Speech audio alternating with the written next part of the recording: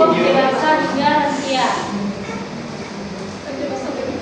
Salah satu upaya pencegahan diabetes dapat dilakukan melalui konsumsi minuman yang kaya antioksidan. Nah, dalam gambir ini memiliki kandungan antioksidan yang bermanfaat bagi kesehatan dan berpotensi diolah menjadi teh herbal. Nah, selain itu bermanfaat untuk kesehatan. Pengolahan teh gambir juga dapat meningkatkan nilai ekonomi masyarakat lokal. Namun, pemanfaatan daun gambir desa Nyayung, Kabupaten Landak masih dilakukan secara tradisional dan belum berkembang secara optimal. Oleh karena itu, kelompok kami mengembangkan inovasi teh gambir sebagai minuman fungsional alami bagi masyarakat yang peduli dengan kesehatan. Nah, ada masalah di sini, yaitu yang pertama, apa saja menjadi potensi dan kendala dalam pemanfaatan daun gambir sebagai bahan baku produk teh gambir. Yang kedua, bagaimana strategi pengembangan produk teh gambir agar memiliki nilai tambah dan daya saing di pasar. Yang ketiga, bagaimana analisis faktor internal dan eksternal melalui SWOT dan pada pengembangan produk teh gambir. Next. Nah, adapun tujuan di sini itu mengidentifikasikan potensi dan kendala dalam pemanfaatan daun gambir sebagai bahan baku produk teh gambir. Nah, yang kedua, merumuskan strategi pengembangan produk teh gambir agar memiliki nilai tambah dan daya saing di pasar.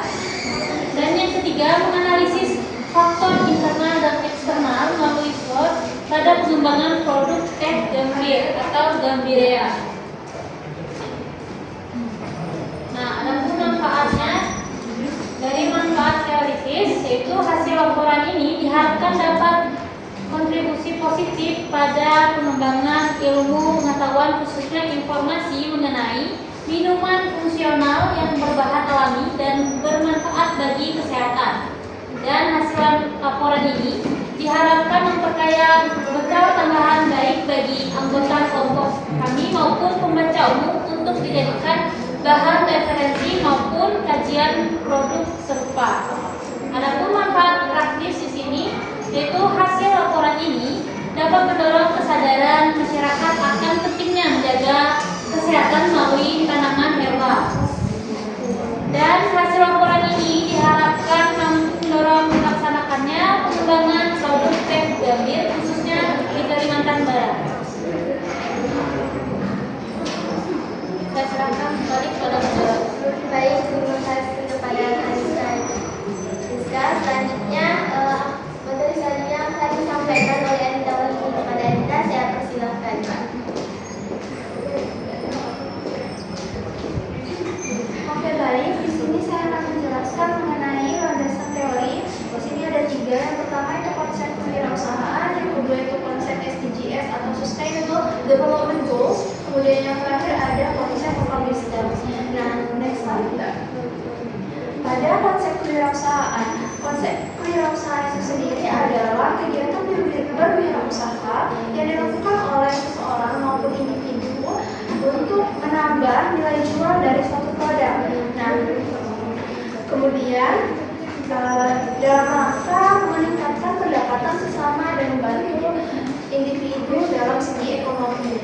Untuk pada produk kami yaitu teh gambirea, konsep kewirausahaan ini kami tuangkan dengan memanfaatkan sumber daya lokal, yaitu pemanfaatan teh gambir dari yang awalnya dijual secara mentah itu kami buat dengan dapat dijual dalam bentuk seperti ini. Nah, dengan mengolah gambir ini itu dapat menambah nilai jual karena nilai jual yang seperti ini tuh jauh lebih besar dibandingkan kita menjual secara mentah. Adapun inovasi dari produk kami adalah yang awalnya tuh gambir ini hanya diolah secara mentah, itu kami sudah membuat di dalam bungkusan kecil seperti ini yang tentunya lebih praktis, mudah dibawa dan tinggal diseduh saja. Kemudian next slide. Nah, di sini SDGs. SDGs itu sendiri adalah Sustainable Development Goals yang merupakan tujuan pembangunan berkelanjutan, di mana dalam produk kami itu kami menuangkannya dalam 4 SDGs. Yang pertama ada SDGs yang nomor 3, yaitu produk kami dikembangkan sebagai minuman herbal yang mengandung antioksidan alami. Kemudian yang kedua ada SDGs nomor 8 untuk menciptakan peluang usaha baru kepada masyarakat lokal, karena gambir ini itu merupakan tanaman yang bersumber atau tumbuh di masyarakat sekitar yang biasanya di dalam hutan. Nah, maka dari itu dengan adanya inovasi produk kami mengharapkan adanya pembukaan peluang usaha baru dan yang dapat meningkatkan pendapatan masyarakat lokal seperti itu. Kemudian yang ketiga ada SDGs yang nomor 12 yang merupakan memanfaatkan bahan alami yang diolah secara sederhana dan ramah lingkungan. Tentunya produk yang kami hasilkan ini itu sangat ramah lingkungan dan mudah dibawa kemana-mana, di mana pengelolaannya atau untuk mengkonsumsinya itu tinggal diserut saja, jadi sangat praktis sekali. Kemudian yang terakhir ada SDGs nomor 15, yaitu mendorong masyarakat untuk membudidayakan daun gambir untuk secara berkelanjutan. Seperti yang diketahui bahwa daun gambir ini sangat memiliki banyak manfaat, terutama dalam kesehatan. Bagi beberapa lansia sering sekali mengonsumsi daun gambir ini untuk mengatasi diabetes, diare, mah, dan lain sebagainya. Maka dari itu, adanya inovasi produk kami itu kami tujukan untuk memberikan kesadaran kepada masyarakat untuk lebih menjaga kesehatan dan juga melalui minuman yang praktis dan mudah dibawa kemana-mana. Nah, kemudian konsep landasan teori yang terakhir adalah landasan teori konsep lokal wisdom. Lokal wisdom itu sendiri adalah bagaimana cara kita memanfaatkan kebudayaan, adat istiadat ataupun produk lokal untuk menunjang kehidupan kita sehari-hari. Nah, kemudian lokal wisdom yang kami tanamkan dalam produk kami adalah dengan memanfaatkan tanaman gambir yang tentunya sudah lama dikenal dan digunakan oleh masyarakat umum. Namun sangat minim sekali bagi masyarakat yang masih membudidayakan tanaman gambir ini, karena beberapa faktor lainnya seperti tanaman gambir ini cukup sulit untuk ditanam di daerah-daerah atau tanah-tanah yang sudah terkontaminasi dengan tanaman lain. Kemudian kami juga mendapatkan inovasi ide ini dari salah satu daerah dalam kelompok kami, yaitu di daerah Desa Nyanyur, Kabupaten Landak, di mana daun gambir ini tuh sudah dijadikan sebagai tanaman herbal. Namun pengelolaannya masih dalam bentuk dijual secara mentah, jadi belum ada belum dalam bentuk kemasan teh seperti ini. Nah, adapun tentunya tadi sudah saya sampaikan bahwa manfaat dari daun gambir ini itu cukup banyak. Kami mengambil 3 besarnya, yaitu yang paling sering adalah untuk menangani penyakit diabetes, kemudian diare dan juga mah. Baik, sekian penjelasan dari saya. Selanjutnya kepada Mbak. Baik, terima kasih kepada Anda. Selanjutnya akan dilanjutkan oleh bagian dari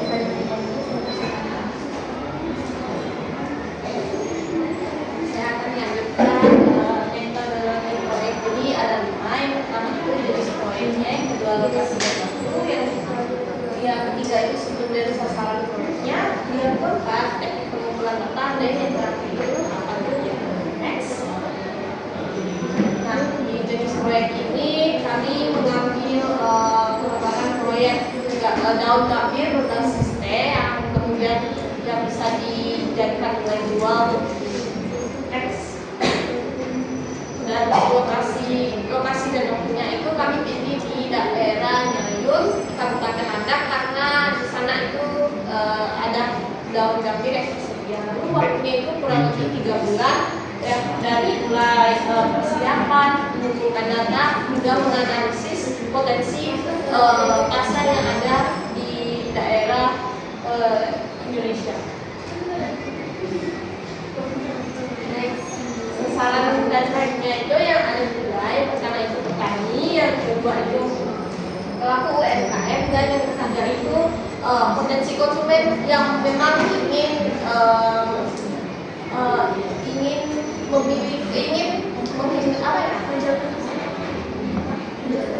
menjaga kesehatan dan juga karena kan zat-zat itu kan punya manfaat tadi yang sudah dijelaskan yang ada bisa mengatasi diabetes, diare dan sebagainya sehingga konsumen yang merasa bahwa yang memiliki riwayat penyakit tersebut bisa mengonsumsi dalam teh gamir ini untuk digunakan seperti itu. Next. Dan teknik pengumpulan datanya itu ada 4. Yang pertama itu observasi, yang kami melihat potensi apakah di daerah tersebut memang ada daun gambir. Lalu kedua itu wawancara, yang mana wawancara itu kami wawancara kepada petaninya dan melihat potensi hambatan serta bagaimana cara mereka dalam mengelola daun gambir ini. Ketiga itu ada dokumentasi untuk sebagai bukti lapangan, dan yang keempat itu ada studi literatur.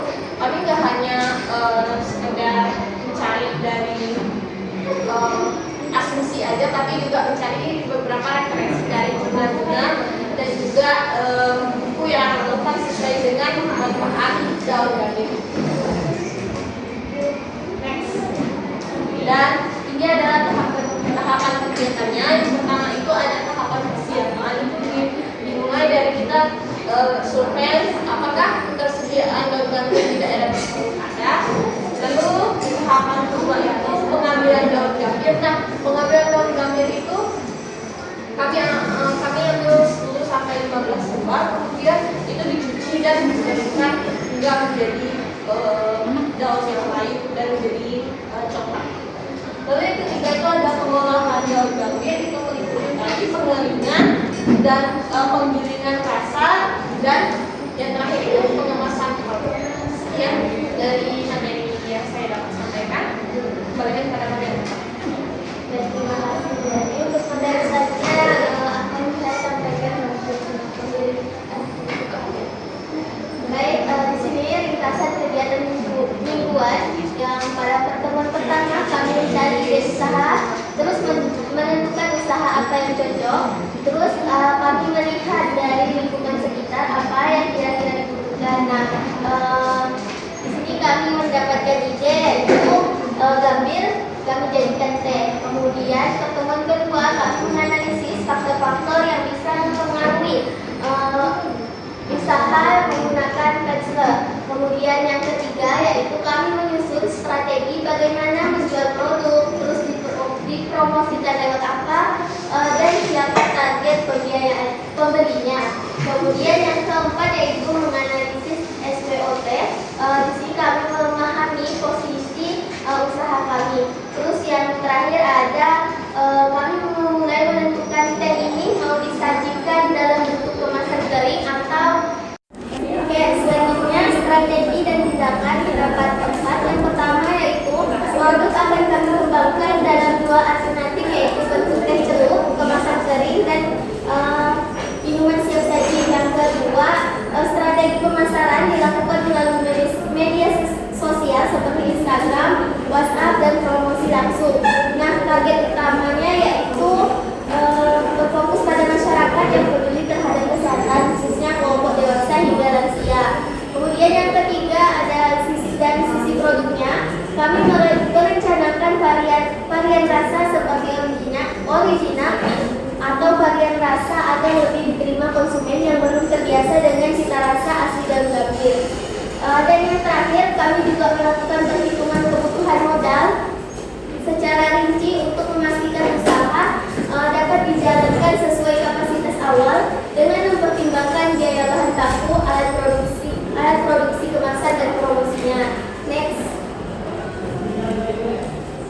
Di sini evaluasi mingguan. Nah, selama 5 pertemuan ini kami sudah melakukan perkembangan usaha dari Gambirea. Bisa dibilang cukup baik, tetapi masih ada beberapa yang perlu kami evaluasi, seperti memperdalam lagi soal pemahaman produk, terutama bagaimana cara menjelaskan manfaat teh gambir ke orang lain supaya lebih yakin pada produk teh gambir ini. Nah, kami juga melihat berapa banyak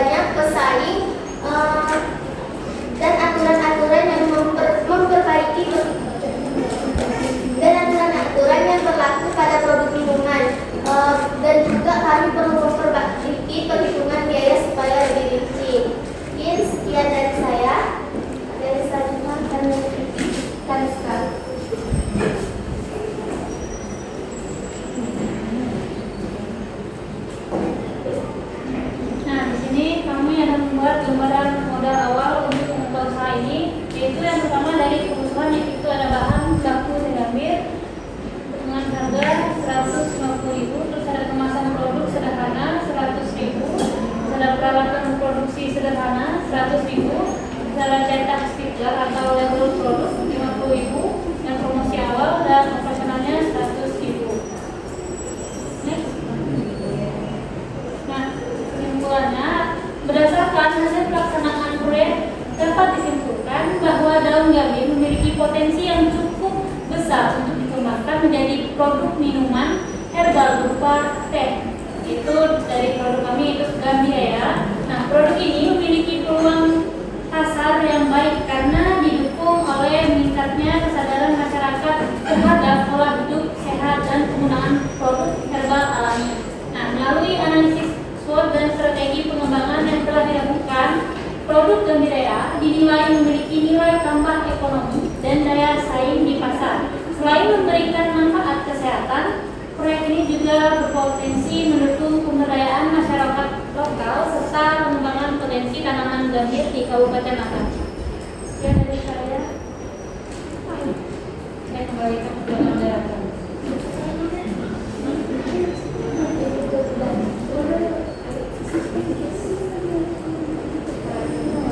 Baik, selanjutnya Alisa akan menyampaikan beberapa silakan.